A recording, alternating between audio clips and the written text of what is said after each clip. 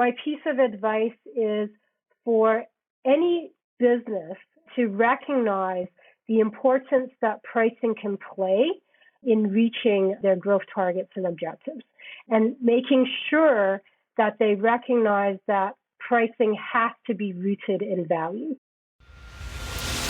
Coffee's for closers only. So we've established my proposal is sound in principle. Now we're just haggling over price. Let's see how much we're going for on eBay. I mean, it's the same as Dunkin' Donuts. Costs 15 times the price. Welcome to Impact Pricing, the podcast where we discuss pricing, value, and the essential relationship between them. I'm Mark Stiving, and our guest today is Karen Chiang, and here are 3 things you want to know about Karen before we start. She is co-founder and managing partner of Ibbaka, and I never know if I say that right or not, so she'll correct me in a second. She was in IT consulting for several years, and she was once tricked into flying a Cessna, where I had to pay money to learn to fly. Welcome, Karen. Really happy to be here, Mark. Thanks for having me. Oh, it's going to be fun. How'd you get into pricing? I was tricked into pricing as well because I have had a long-term career following Stephen in various endeavors. And so we had a startup which actually focused on skills and competencies. But then, of course, because of Stephen's expertise in pricing, we actually spun up another company which has been extremely more successful. And so we've been doing that for the last several years. Nice. And by Stephen, for the audience, you're talking about Stephen Forth, who's been a guest on the podcast at least once, probably more than once. I think so. That's correct. Stephen Forth. Yeah. Nice. Well, today we're going to talk about this thing called service-led growth. And to be honest, before you said it, I'd never heard the words before. So what does service-led growth mean? Right. So as you know, Mark, there are different growth strategies or tactics that people will consider in their business model. So maybe what I'll do is before I talk about service-led growth, I'll give the examples of other growth strategies which people are familiar with. So one of them is sales growth strategy, and that's really when you're really dependent on your sales team and your marketing to really drive growth and revenue. And really it is much so about just winning the deal and getting the sale. It seems to me, yeah, Karen, that sales and marketing driven growth is really the way traditional business has always operated in the past. Right? So, that's correct. Yeah. And I would actually argue that sales-driven growth is usually part and parcel of a combination, right? So even if you are, and I'll talk about product-led growth in a moment, but even for a service-led growth strategy, you can't necessarily ignore the impact that your sales and marketing will have, and in fact, even for product-led growth. So of course, I think the more common and buzzword, or when we think about growth right now, is product-led growth. And I'm really, I guess how I say, caution organizations because I know that there's a lot of pressure to convert or think of your firm, or especially if you're a technology company, is to think of yourself as a product-led growth company.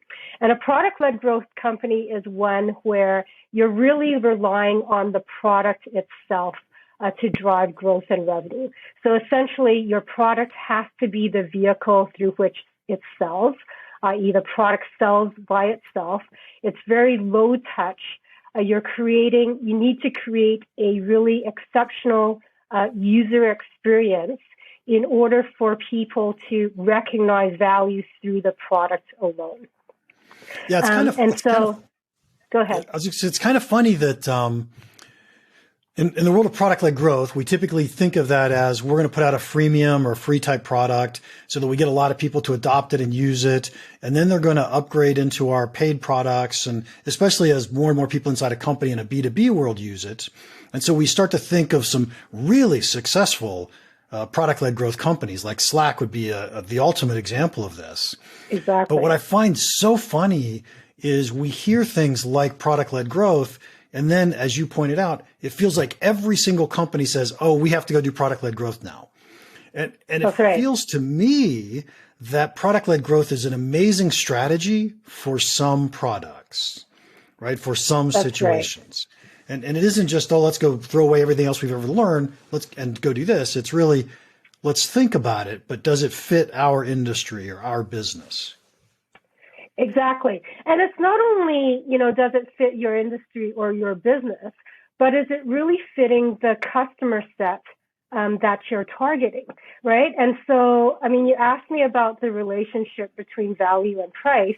Well, let's face it, value is really in the eyes of your customer, right? It is their perception, and how is it that they are really driving value? So then, yes, absolutely, product-led growth does have successes. And I think part of this is the challenge because, when we think about what the private equity firms are looking at, venture capitalists and investors, right? Heck, we've got investors as well. And so it is about trying to get to that predictable revenue stream. And frankly, the metrics are around, lifetime customer value and repeatable revenue. And so there's this almost automatic switch to think, okay, if I can really look at my monthly recurring revenue or annual recurring revenue and tie it strictly more so to the platform and technology, then people think, okay, that's how you're winning, right? But the reality is that not all customers are looking for product-led solutions. Of course, we buy as businesses, and for Ibbaka, we primarily deal with B2B, but businesses will use a number of different types of solutions, right? Certainly, they're going to use products like Slack, right? They're going to also use more enhanced, complex solution offerings, right? And so where service-led growth is different is this is where I think if you are working with customers which are trying to solve complex problems, which require a more collaborative approach, then you are not in the business of product-led growth, or you shouldn't choose product-led growth as your strategy. In fact, you should be looking at service-led growth. And service-led growth is one that combines, subject matter expertise, which could be tied to consulting, professional services, but really it's the insights that we bring to bear, right? And then on top of that, then the other piece of service-led growth, which I think is important, is that we are so dependent nowadays on insight and data, right? So the insights and data as a result of, the consulting, the professional services, but also the technology platform that you are using to collect and monitor and track the efficacy. So, again, I may be biased because for Ibbaka, and yes, I've heard it pronounced Ibbaka, right? Heck, we just pronounced it either which way as long as they know what we do and they can find us. But essentially, for Ibbaka ourselves, we also have a service-led growth mindset for our business because pricing is, in our mind, is complex, but we want to make it easy. And the way that we make it easy is to systematize, some of our learnings through the platform that we have, but also through the insights and know-how and methodology that our team brings to bear. So the implication behind product-led growth is that I'm giving you a product or a version of my product for free. You can try it. You can see that it adds value to your world, and now you want more of it. In service-led growth, is that the same thing? Are you giving away part of your services for free, and then people say, oh, I love you, I want more? Okay, so there's two thoughts that come to mind in your comments, Mark. So I'm going to separate the two thoughts that come to mind. So the first thought was around the freemium model for product-led growth. So I do have comments on that. And then the second one was, is there something around pricing for service-led growth that also predicates a need for freemium or some form of incentive. Okay, because I have customers who don't necessarily like the word freemium and discounting, so they think of it more as negotiating as incentive. So I just want to be mindful of those people who might be listening to this. Okay, so first off, from a product-led growth strategy, and we think about the pricing tiers, yes, it is very common to sort of have that tiered pricing or freemium, right? And then to sort of grow the trajectory and sort of lead your customer in terms of maturity, right? And then that's where you think about, what they call the viral loop in terms of the viral loop happening within the product itself, right? So you start off with value being delivered. There's a negotiation around price for that value. And so certainly, yes, I would say many product-led growth companies start with that lower tier of freemium. But then I think that, again, I've always cautioned customers against, starting off with the freemium. Again, it's more a circumstance of your business, right? But then I think what is very common is the good, better, best model for product-led growth, where you have the sort of the starting ground of what is foundational, what value can I provide to you through the product, and hey, let's have a price point, right? And I think and again, because the product has to sell by itself, then usually there is that sort of freemium of, hey, we'll give you a free trial for X amount of time, but it's gated, right? In order for you to, get, more dependent on the use of our platform, we know that, hey, if we give you a time frame of 1 month, 2 months, 3 months, we should be able to convert you to a paying customer, at least getting you onto our good platform. So I think that, again, is the strategy around how you want to package and quantify the value that you're giving to then deliver, to then come up with your price. Okay, so then from a service-led growth model, again, I think it is dependent on the business objective that you're trying to achieve here. So in one of our previous circumstances, we were working with an organization, which is, again, this is a very common circumstance, right? Where your traditional business was based on an engineering grounding, purely service-led, right? But then what they wanted to do was they recognized that, they can only do so much in terms of the pure consulting play, right? But then what had happened was through their consulting and working with their customers, they were able to build a tool for their own usage to help with the delivery of their consulting. But then they realized that, hey, they can actually make this tool available to their customers.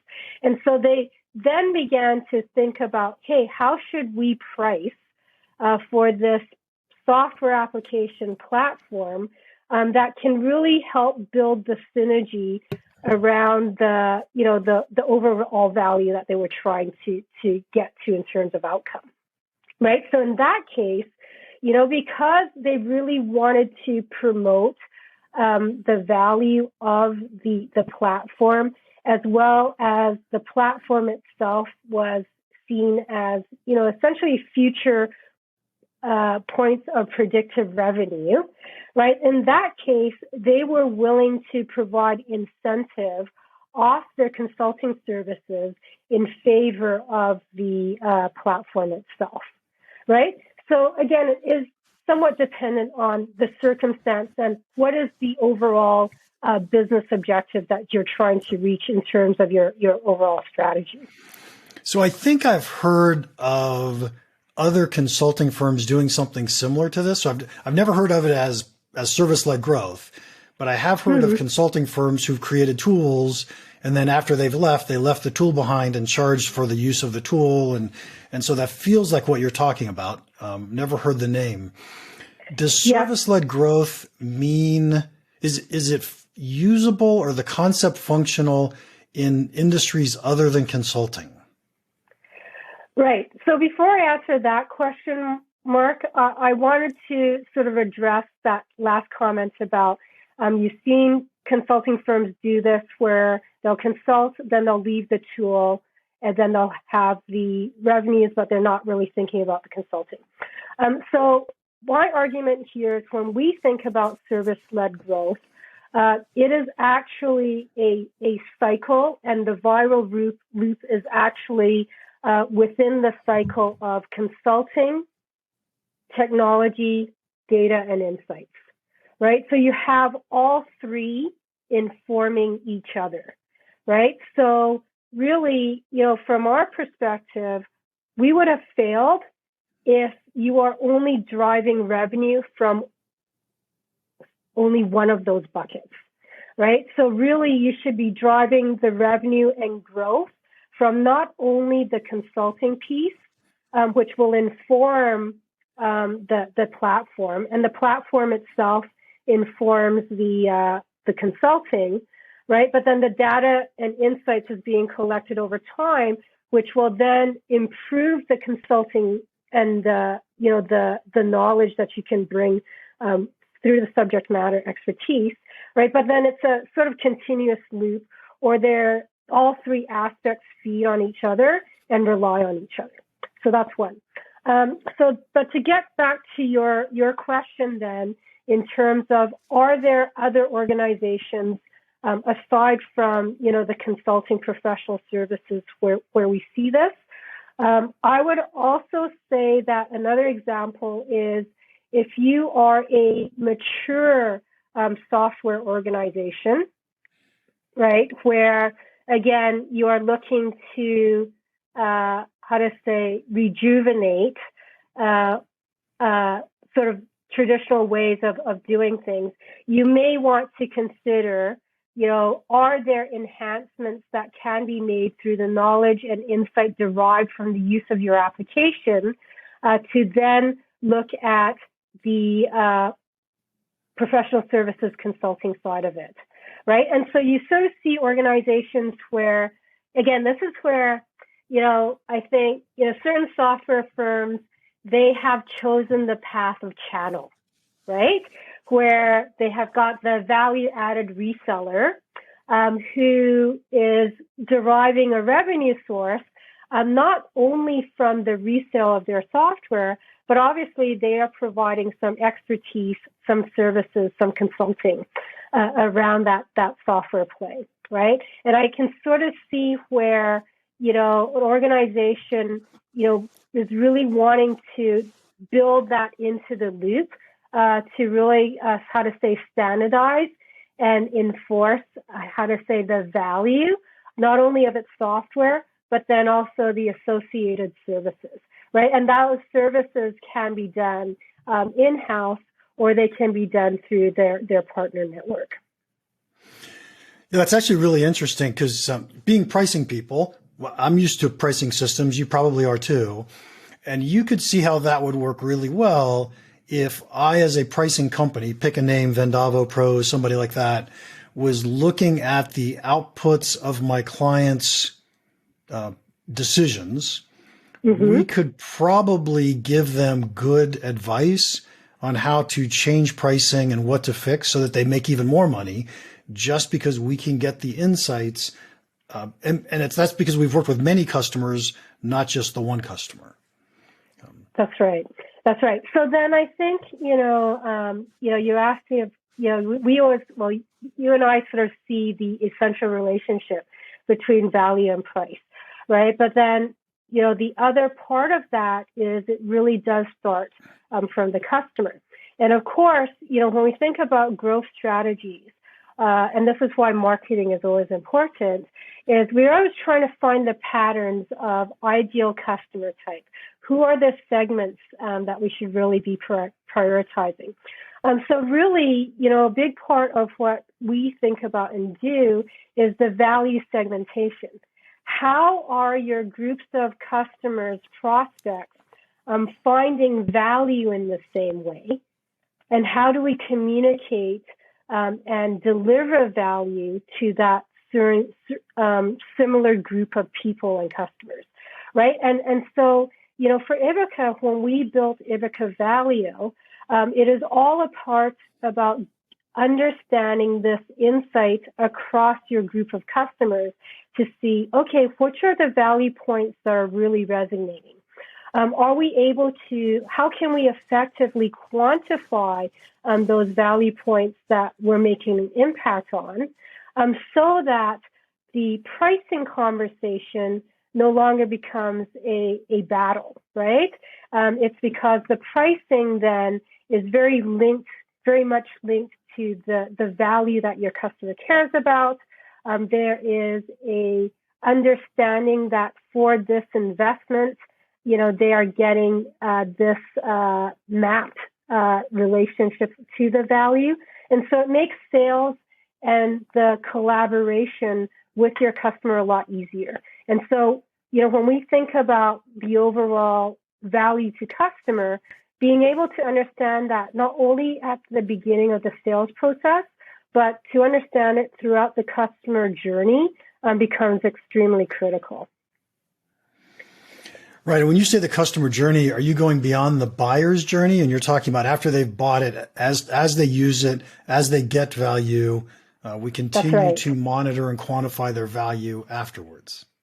That's correct, right? And so that's another advantage of service-led growth, right? Because with service-led growth, you are not just thinking about the term of the platform, it's a year, right?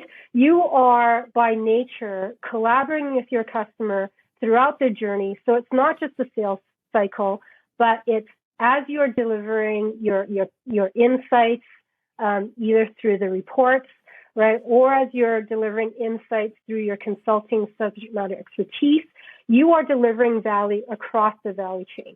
Right? I can tell you that, because I use products, right? I'm a Slack user, right? I'm at one point we've got, project management tools. But, what was really interesting is that I would not get a call from some of those product companies at all, right? I mean, Slack can look at the statistics. They know that we're using it, right? They have no worry that I'm going to renew, right?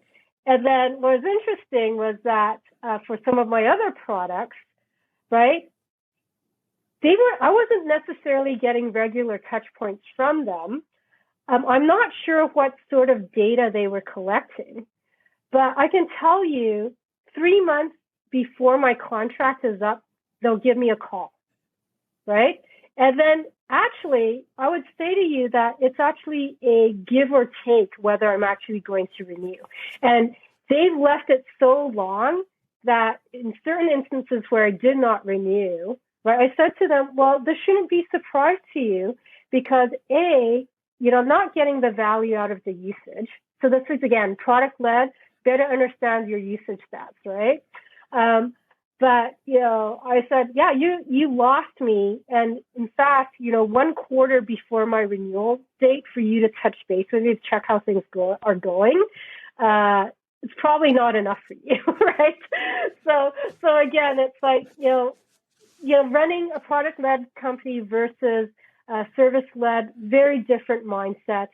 And this is why for those firms which think, that they can easily convert to product-led strategy from growth because of pressures from private equity or investors, you got to be very clear in terms of how you need to swap out your team capabilities and skill, right? And how you're going to readdress your marketing and your messaging and everything else. Okay, I want to try to summarize my misunderstanding, and then hopefully I now understand. So I have always thought of product-led growth as how do I win a new customer and grow them through their lifetime with me as a company. And I want to do that with as little sales effort as I possibly can. So I do that by creating the right products. Yep. Service-led growth is not that.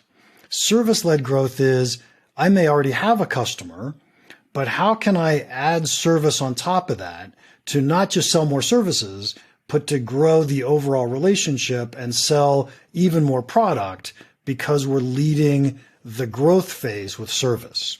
Would that be accurate? Yep, that's accurate. That is accurate. So it's very much a relationship between those things. And Mark, you actually got it right. I was just being nitpicky. So. That's okay.